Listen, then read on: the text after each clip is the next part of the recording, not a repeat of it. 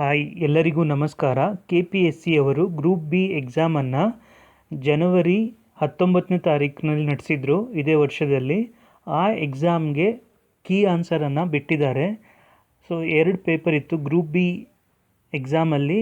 ಒಂದು general paper, ಇನ್ನೊಂದು specific paper ಇತ್ತು.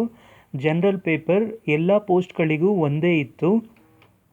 ಪೋಸ್ಟ್ಗಳು ಯಾವ್ಯಾವುದು ಅಂದರೆ BBMPಯಲ್ಲಿ ಮತ್ತು ಜಲಸಂಪನ್ಮೂಲ ಇಲಾಖೆ, ಭೂಮಾಪನ ಕಂದಾಯ ವ್ಯವಸ್ಥೆ ಮತ್ತು ಭೂ ದಾಖಲೆಗಳ ಇಲಾಖೆ, ಹಿಂದುಳಿದ ವರ್ಗಗಳ ಕಲ್ಯಾಣ ಇಲಾಖೆ, ಕೈಗಾರಿಕಾ ಮತ್ತು ವಾಣಿಜ್ಯ ಇಲಾಖೆ, ಜಲಸಂಪನ್ಮೂಲ ಇಲಾಖೆ, ಕಾರ್ಖಾನೆಗಳು, ಬಾಯ್ಲರ್ಗಳು, ಕೈಗಾರಿಕಾ ಸುರಕ್ಷತಾ ಮತ್ತು ಸಾಕ್ಷ್ಯ ಇಲಾಖೆ, ಅಂತರ್ಜಲ ನಿರ್ದೇಶನಾಲಯ.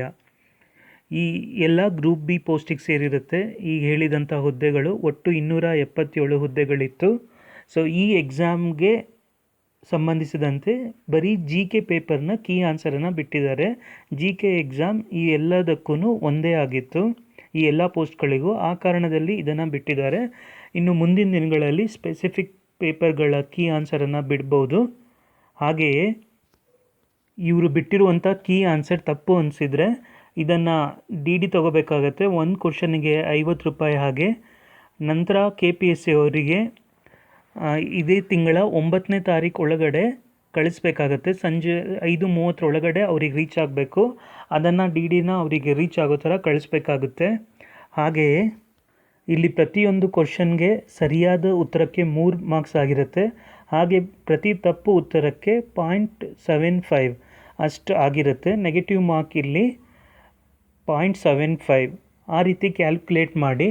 ಹಾಗೆಯೇ ನಿಮ್ಮ ಮಾರ್ಕ್ಸ್ ಎಷ್ಟು ಬಂದಿದೆ ಇದನ್ನು ಕಮೆಂಟ್ ಸೆಕ್ಷನಲ್ಲಿ ಹಾಕಿ.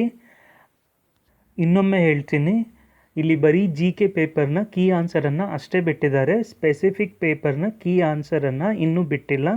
ಮುಂದಿನ ದಿನಗಳಲ್ಲಿ ಬಿಡ್ಬೋದು. ಕೀ ಆನ್ಸರ್ಗಳನ್ನು ನಾನು ಇಲ್ಲಿ ರೆಕಾರ್ಡ್ ಮಾಡಿ ಹಾಕಿದ್ದೀನಿ, ನೀವಿಲ್ಲಿ ನೋಡ್ಕೋಬೋದು.